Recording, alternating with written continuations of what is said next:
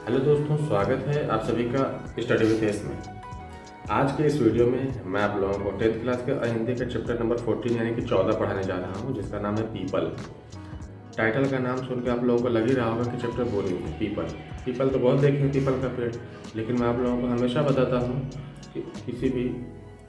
Chapter को उसके नाम से मत जजिए, एक बार सुन के देखिए, पढ़ के देखिए, बड़ा मज़ा आने वाला है आपको। इसी तरह ये जो चैप्टर है, ये टाइटल का नाम सुनकर आप लोग ये मत आइए।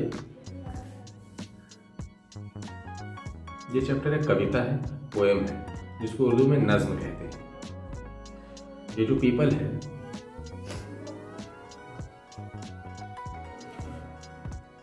तो ये नज्म है, ये कविता है। तो लास्ट में हम लोगों को समझ में आएगा कितना अच्छा, कितना खूबसूरत तरीके से चैप्टर लिखा गया है। अब आइए, ये जो पीपल है, पीपल आप लोग जानते हैं, पीपल नाम का पेड़ होता है, वृक्ष, और उसकी पत्तियां गोल गोल होती है, मतलब जानते हैं हार्ट शेप की होती है, दिल शेप की। अब उसके बाद पीपल के पत्तों का आप जाके देख लीजिए, बहुत बड़ा पेड़ होता है, ये बहुत लंबा, बहुत दिन तक रहता है, 100 साल तक रहता है, कई सौ साल हो जाए वहाँ पे रहता है पीपल के पेड़ में। ये खासियत होती है, उसके सामने जो भी बदलाव है सारा पीपल का पेड़ देखता रहता है। इस कविता के जो लेखक है गोपाल सिंह नेपाली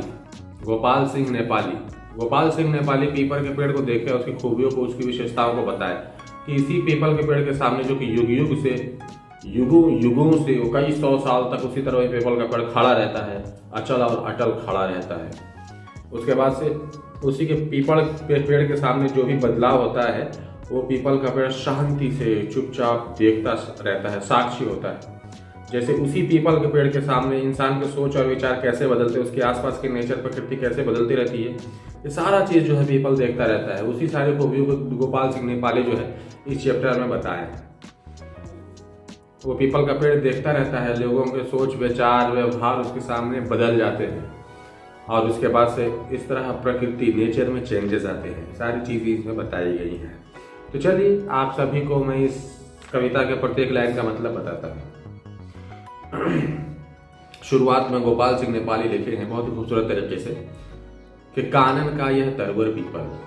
यानी कि जंगल का ये वृक्ष है पीपल, युग युग से जग में अचल अटल, युग युग में इस दुनिया में अचल और अटल है, इस दुनिया में स्थित है। ऊपर विस्तृत नभ नील, नीचे वसुधा में नदी में झील, जामुन तमाल इमली करीब। इसी पेड़ के ऊपर नभ है, जो आकाश है, वो नील नील है, यानी कि नीला नीला है, नीले रंगों से फैला हुआ विस्तृत है। और नीचे इसी पीपल पेड़ के नीचे वसुधा, यानी कि जो धरती है, जमीन, पृथ्वी में नदी है, झील है, जामुन का पेड़ है, तमाम, इमली, करील, ये सारे पेड़ जो है इसी पीपल के पेड़ के नीचे जमीन है, उसके पीछे उगे हुए हैं। जल से ऊपर उड़ता मृणाल, पुंगी पर खिलता कमल लाल। यहाँ पे बोला जा रहा है कि जिस तरह पीपल का पेड़ है और उसके बगल में नदी गुजर रही है, उसी नदी में जो कमल खिलता है, तो सबसे पहले नदी के ऊपर कमल का हरा कलर का जो पत्ती होता है,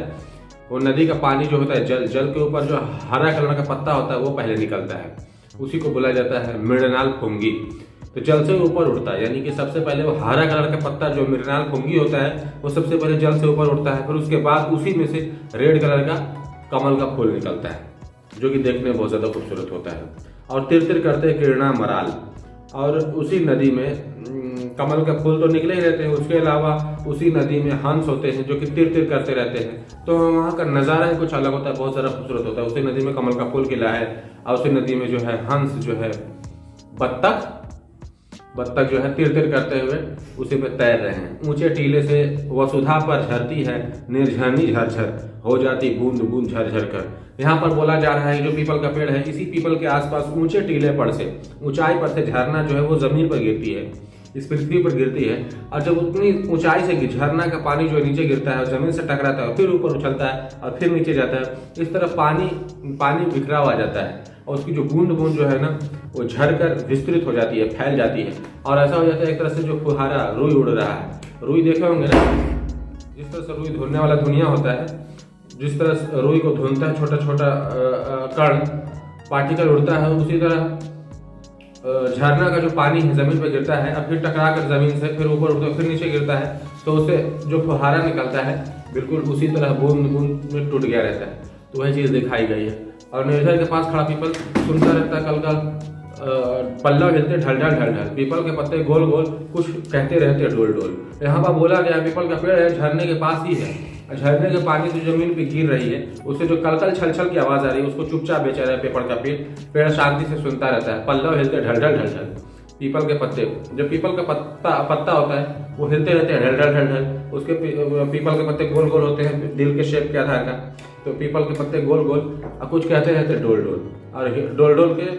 जब हवाएं तेज चलती है उस पीपल के पेड़ का पत्ता जो है वो हिलता रहता है और कुछ कहता रहता है। ठीक है, तो वही बोला जा रहा है, कुछ कहते रहते डोल डोल, डोल डोल कर कुछ कहते रहते हैं। डोल का मतलब हिलना है। जब जब आता पंछी तरु पर, जब जब आता पंछी उड़कर, जब जब खाता फल चुन चुन कर, पड़ती जब पावस की फुहार, बजते जब पंछी के सितार, बहने लगती शीतल ब्यार। यहाँ पे बोला जा रहा है कि जब जब इस पीपल के वृक्ष पर, पीपल के पेड़ पर कोई पंछी उड़कर आता है, या फिर कोई अचानक पक्षी जो है उड़कर चला जाता है, या फिर कोई पंछी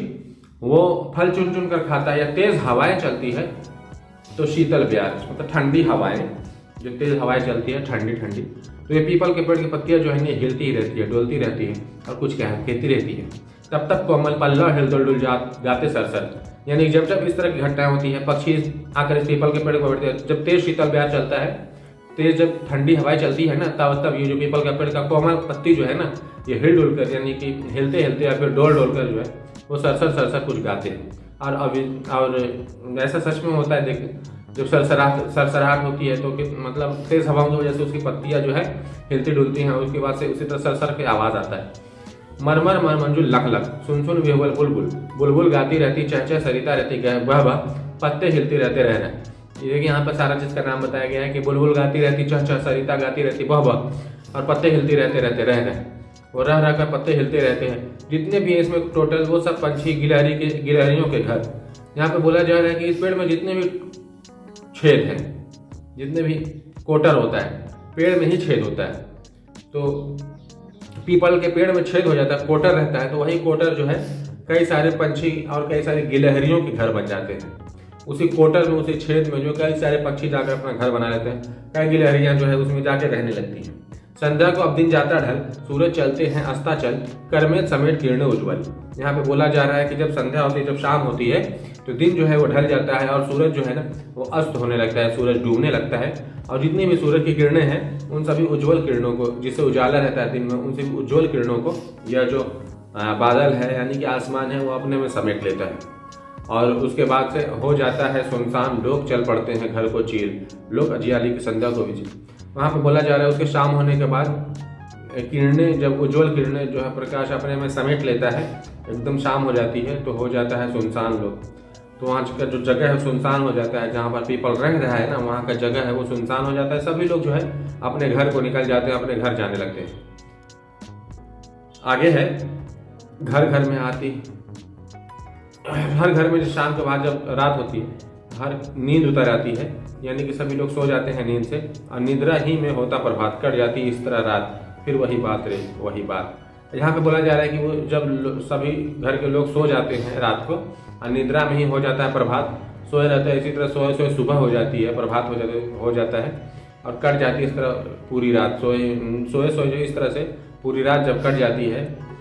फिर वही बात रे बात, फिर वही बात होती है जो मैंने आप लोगों को शुरू से बताया कि बत्तख आसमान नभ नील है ना, पीपल का पेड़ का ऊपर का आसमान नील हो जाता है, नीचे की धरती में नदी झील, करील के वृक्ष फिर से दिखाई देने लगते हैं। कितनी भी घटना होती है शुरू में बताया, तेज हवाएं चलती है, पत्ती सरसर हर हर हिलती हैं, डोलने लगती है, कुछ कुछ कहती रहती है, पक्षी जो आकर बैठते हैं उनका घर बनता है, कुछ जानवर है, गिलहरी का घर होता है, सारे फिर से दोबारा चलने लगते हैं, फिर रात होती है। मतलब ये चक्कर जो है चलता रहता है। तो सभी लोग सो जाते हैं, फिर सुबह होती है, फिर से वही घटना होती है, फिर रात होती है, वही बोले थे, फिर वही बात रे बात, यही बोला जाता है। इस वसुधा का ये वन्य प्रांत है दूर अलग एकांत शांत। इस धरती का एक वन्य प्रांत है जंगल का प्रांत है, जंगल का क्षेत्र है, जहाँ पर ये पीपल का पेड़ दूर है, अलग है और एकांत है, यानी कि अकेला है और शांत खड़ा है ये पीपल का पेड़। लेकिन फिर भी रोजमर्रा की गतिविधियों को देख रहा है, किस तरह सुबह हो रही है, दिन भर की एक्टिविटी को देख रहा है, लोगों के व्यवहार सोच विचार को देख रहा है कि लोग आपस में कैसे बातें कर रहे हैं, कैसे लोगों के सोच विचार बदलते हैं, किस तरह एक दोस्त दुश्मन हो जाता है, किस तरह एक दुश्मन दोस्त बन जाता है, ये सारी चीज़ें देख रहा है ये पीपल का पेड़ खड़ा होकर अपने नेचर, यानी कि उसके पास की प्रकृति में जो भी बदलाव हो रहा है उसको देख रहा है। किस तरह सुबह से शाम हो जा रही है, शाम होते ही रात होने पर सभी लोगों के घर में निद्रा छा जा रही है और फिर छा जाने के बाद सभी लोग रात को सो जा रहे हैं और सोए हुए में पूरा रात कट जा रहा है, फिर सुबह हो रही, फिर शाम हो रही।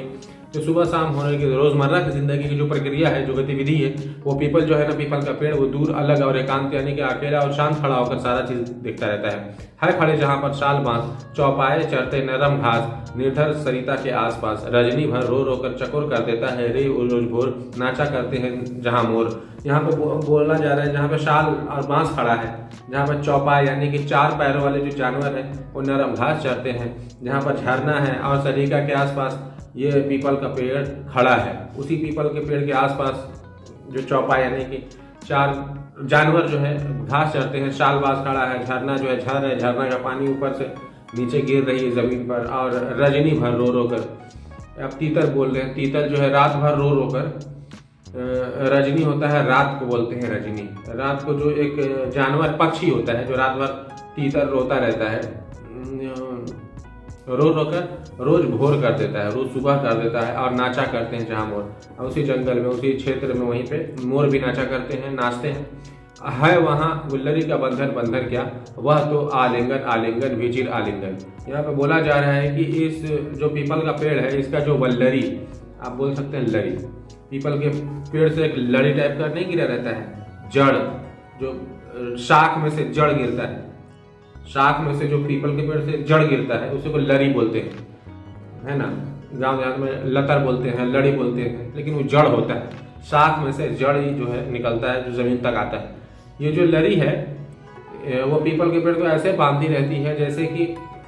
इस बंधन को कोई नहीं तोड़ सकता। वो पीपल का जो लड़ी है, लतर बोल सकते हो, जो जड़ है वो पीपल के पेड़ को ऐसे बांधे रहता है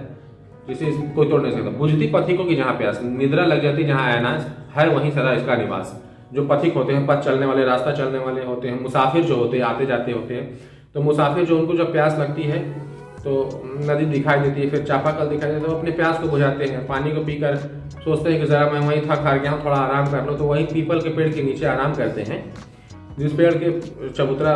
वहाँ पर नहीं बनाया था तो भी वहाँ पे इतना छाँव रहता है, जिस पेड़ की वहाँ पे छाँव में जाके बैठते हैं तो वहाँ पर एक नींद छा जाती है, नींद आने लगती है। अब वो नींद आने लगती है, थोड़ा सा सो भी जाता है, तो अगर वो नींद तो सदा इसका निवास, तो वहीं पे वो जो पीपल के पेड़ का निवास है। कोई भी इंसान है, मुसाफिर है, रास्ता चला, वो थक हार गया है, तो उसी पेड़ के पीपल के छाँव के नीचे जब वो बैठता है तो पीपल का पेड़ जो छाँव बहुत ठंडक देता है, और उसी हवा के साथ साथ जब हल्का ठंडा महसूस होता है गर्मी के दिन में, तो नींद आती है, वहीं पर वो सो जाता है। तो समझिए वो पेड़ जो है वो पीपल का पेड़ है। तो ये हो गया आप लोगों का पूरा चैप्टर, पूरा कविता कंप्लीट, जो कि गोपाल सिंह नेपाली ने लिखा। कितने खूबसूरत तरीके से लिखा गया है ना। आप लोग भी कभी सोचे होंगे, ऐसा कभी पेड़ देखते होंगे तो सोचते कब से है ये, कोई रास्ते पे जाते होगे ताड़ का पेड़ कब से खड़ा है, क्या चीज़ देखा होगा, क्या क्या चीज़ देखा होगा। आपके दूरा पे जो एक ताड़ का पेड़ होगा वो आपके दादा को देखा होगा, आपके परदादा को देखा होगा, फिर आपके बाप को देखा होगा, फिर आपको देख रहा है। तो इस तरह की फीलिंग है। तो इस वीडियो को बार बार 2-3 बार देख लीजिए, उसके बाद आपको कविता दिमाग में, जहन में बस जाएगा, और ये फीलिंग बस जाएगी, ये फीलिंग आपके दिल में आ जाएगी। ये बहुत इंपॉर्टेंट फीलिंग होती है। तो मिलते हैं अगले वीडियो में।